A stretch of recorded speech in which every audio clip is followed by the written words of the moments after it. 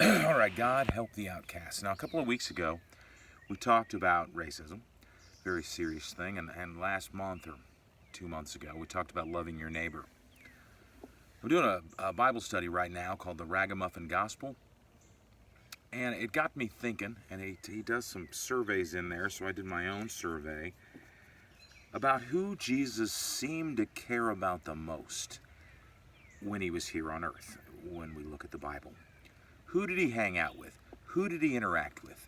And the contention that the Ragamuffin Gospel makes is that he cares about, thinks about, spends his time with ragamuffins, the outcasts of society. So I took some time to look at the people that Jesus interacted with. And really quickly, I'm going to go through 6 different people that Jesus interacted with and why they're important. The first 3 are all apostles. They're not the apostles we normally think of, but they are apostles. The first one is Nathanael. Now, we don't know much about Nathanael except for what John tells us. And we meet Nathanael in John chapter 1. Philip is a friend of Nathanael's, and Philip brings Nathanael to Jesus. And if we read in John 1, verses 45 through 47, Philip found Nathanael and said to him, "We have found him of whom Moses in the law and also the prophets wrote, Jesus of Nazareth, the son of Joseph." Nathanael said to him, "Can anything good come out of Nazareth?" Philip said to him, "Come and see." Jesus saw Nathanael coming toward him and said of him, "Behold, an Israelite indeed, in whom there is no deceit." So we start off with, here's one of Jesus' apostles who's a complete bigot against people in Nazareth. We talk about that. We can say that. If there's ever been a place, part of the city that you thought, did anybody good come out of that part of the city? Can anybody ever good come out of Clay County? Of course, good people can come out of Clay County. I love Clay County. But that's what he's saying there. And not only is Jesus accepting of him, Jesus compliments him when he comes in. There's flies all over the place back here today. It says, "Behold, an Israelite in whom there is no deceit." Jesus knows that he's a bigot, and he accepts him immediately. So there's Nathanael, who makes judgments about people, who is chosen as one of the 12 apostles. He is one of the pillars around heaven who spread the gospel to the world. The second is Matthew. We know a little more about Matthew. He's in lots of the Gospels. He is a tax collector, probably what he's most known for. And I want to read the account of Matthew from the book of Matthew, Matthew 9 through 13. And here's what it says. "And Jesus passed on from there. He saw a man called Matthew sitting at the tax booth, and he said to him, 'Follow me.' And he rose and followed him. And as Jesus reclined at table in the house, behold, many tax collectors and sinners came and were reclining with Jesus and the disciples. And when the Pharisees saw this, they said to his disciples, 'Why does your teacher eat with tax collectors and sinners?' But when he heard it, he said," so Jesus overheard, which is great, "Those who are well have no need of a physician, but those who are sick. Go and learn what this means. I desire mercy and not sacrifice, for I came not to call the righteous, but sinners." Tax collectors were completely and totally despised in first century Israel. They were considered traitors to the Israelite nation. They were considered, because they worked for Rome, they collected taxes for Rome. They were Jewish people who collected taxes for Rome. And as you may or may not know, as legend would have it, the tax collectors also took a little extra. They charged people more and kept the money for themselves. So the complete outcasts in society. Jesus makes one of them his apostle. And he goes and he sits and has dinner with him. And the Pharisees hate it. The religious leaders hate what Jesus is doing. They hate the fact that a Pharisee would never talk to a tax collector. They would never even talk to them. And so they hate it. And Jesus is like, does a physician go to help the well? No, a physician is there for the sick. So there we have that, and the Pharisees obviously don't like it. The third apostle I want to talk about is Simon the Zealot. he's only mentioned in the lists of apostles in the Bible. So all I have to go on is that he's Simon the Zealot. And if you don't know what a zealot was back then, the zealots believed in violence against Rome. They believed that they should rise up as an army and take out Rome and fight against Rome. And so that's who Simon is. The zealots were the complete opposite. There's another group called the Essenes, which you may or may not know about. They all went off into the woods and lived in caves and stayed away from everybody and didn't want anything to do with the world. The zealots were totally there in the world. And so a zealot is completely, here's the thing. A zealot is completely opposite from what Matthew is. He's not a zealot isn't a traitor. A zealot believes firmly in Israel and Yahweh, and Yahweh's way being the right way. And so, but he's also very violent. So I'm sure when Jesus says turn the other cheek, this is not something that Simon would be used to. So there we have three very different apostles in the 12. One who makes quick judgments, one who's a traitor to Israel, and one who believes in violence against anyone who's against Israel. So they don't mix, and yet Jesus brought them together, and Jesus reached out to them, and Jesus immediately compliments Nathanael and goes and has dinner with Matthew. Now, in Jewish faith, when you have dinner, when you ask someone to have dinner with them, you are saying, I want to be a friend with you. The next three people that Jesus interacted with in the Bible, the first one is the demon-possessed man in Mark. You may or may not know this story. It's about Legion, and he sends the demon into the pigs, and they run off and commit suicide and run into the lake.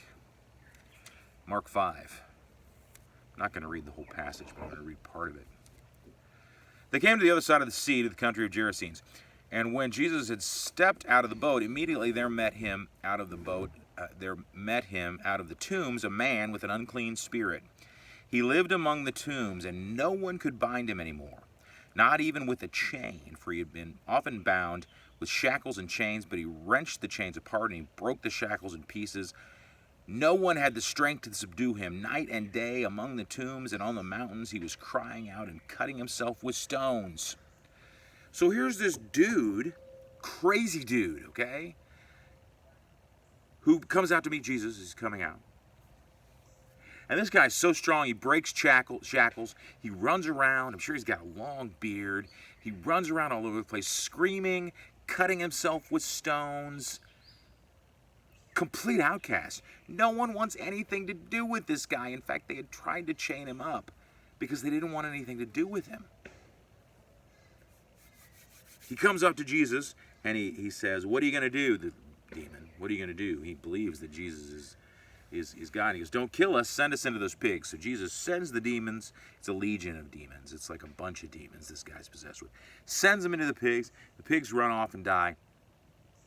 The people come back and they're afraid because Jesus has done this thing to this guy who has been tormenting them.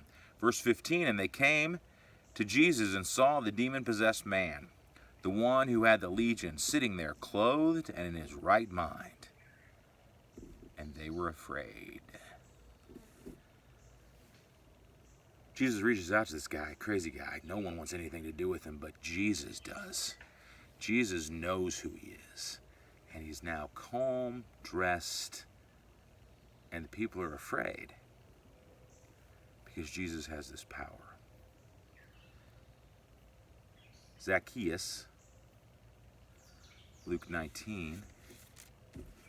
Zacchaeus was a wee little man was he. If you've ever been to Vacation Bible School, you know that song. So Jesus is walking down the street, and Zacchaeus is a tax collector. He's a chief tax collector. He's a major bad guy. No one likes this dude. No Israelites like this guy. He's very wealthy, it says. And he's short. The wee little man. Short. So he climbs up in a sycamore tree so he can see Jesus walk by, because Jesus is he's the thing. He's He's what everybody's talking about. And so in chapter 19 of Luke, in verse 5, we get this. And when Jesus came to the place, he looked up and said to him, Zacchaeus, hurry and come down, for I must stay at your house today. So he hurried and came down and received him joyfully. And when they saw it, they all grumbled. He has gone to be the guest of a man who is a sinner. And Zacchaeus stood and said to the Lord, Behold, Lord, the half of my goods I give to the poor, and if I have defrauded anyone of anything, I restore it fourfold.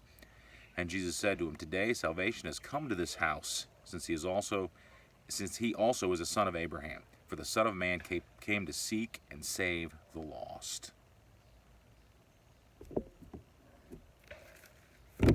Here again, Jesus is saying, hey, I want to come to your place and have lunch, dinner. And the people don't like it. Because Jesus accepts someone for who they are. Again, a sinner. And Jesus says here, it says it again. He came for the sick. He came to save the lost. That's the reason Jesus is here. The last one is one of my favorite stories in the Bible. I know I say that all the time. I guess I have lots of favorite stories in the Bible. The woman caught in adultery, John. John 8, 1 through 11. What's happened here is these people have caught this woman in adultery, and they bring her to Jesus. They said to him, this is John chapter 8, Teacher, this woman has been caught in the act of adultery. Now in the law of Moses commanded us to stone such women. So what do you say? This they said to test him, that they might have some charge to bring against him. Jesus bent down and wrote with his finger on the ground. And as they continued to ask him, he stood up and said to them, here we go, Let him who is without sin among you be the first to throw a stone at her. And once more he bent down and wrote in the ground. When they heard it, they went away, one by one, beginning with the older ones. And Jesus was left alone with the woman standing before him. Jesus stood up and said to her, Woman, where are they? Has no one condemned you? She said, No one, Lord. And Jesus said, this is important, so listen. If you haven't been listening up until now, listen now. Jesus said, Neither do I condemn you. Go, and from now on, sin no more. Why is that last part so important? Jesus says, I don't condemn you. She was obviously caught in sin, right? She's obviously a sinner. She's obviously done something wrong. And Jesus says, I don't condemn you. I don't condemn you. I forgive you. We get caught up so much. I see the church today, and there seems to be a lot of condemning and a lot of judging. If we want to be like Jesus, you know what we need to do? We need to be around the people who are outcasts of society. We need to go be around the people who the church has said, we don't want you. I don't know about your church, and I'm not talking about any specific church, but if you look at the news, it won't take long to know that the church as a whole in the United States has said to the lesbian, gay, LGBTQ community, we don't want you. You're wrong. You're sinners. Well, that's not what Jesus says. Jesus says we should be with them. We should reach out to them. We should help heal their pain. In the same way that 2 weeks ago we talked about racism, we need to be actively involved in saving the lost, the outcasts, drug addicts, alcoholics, the homeless, Muslims that are persecuted. Recently with this whole coronavirus jazz, Asians have been persecuted because of it, which is stupid. But we need to reach out. Anyone who's persecuted, we should be reaching out to them and not just having pity on them. That is not what they need. They don't need our pity. They need our love and our grace. They need for us to show them how much God loves them and doesn't care about what they've done in their lives. That's not what's important. In fact, Jesus saves his condemnation in the Bible for the religious leaders of the world. He condemns the Pharisees and the Sadducees. He tells them they're wrong, calls them vipers. But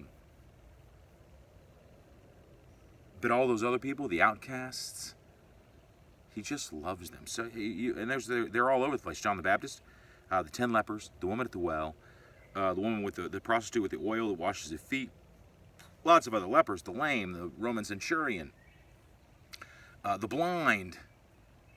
Jesus reaches out and loves all of them. He doesn't just have pity on them. He loves them and accepts them. So we close today with the main passage that I want to go over, and that is from Luke chapter 6, verse 27. I'm going to read all this, so listen close. But I say to you who hear, love your enemies, do good to those who hate you, bless those who curse you, pray for those who abuse you. To one who strikes you on the cheek, offer the other also. And from one who takes away your cloak, do not withhold your tunic either. Give to everyone who begs from you, and from one who takes away your goods, do not demand them back.